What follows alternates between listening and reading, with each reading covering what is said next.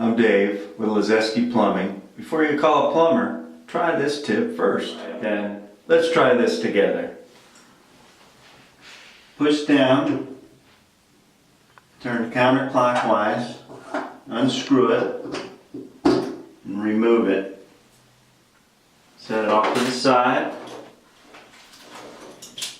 With your pliers, remove anything that's in the way. You can also soak this in white vinegar, clean it with a toothbrush. Reassemble it.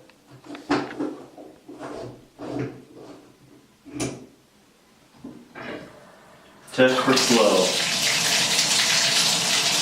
Hey, thanks for watching. Again, my name's David Liszeski, and I hope this tip helped.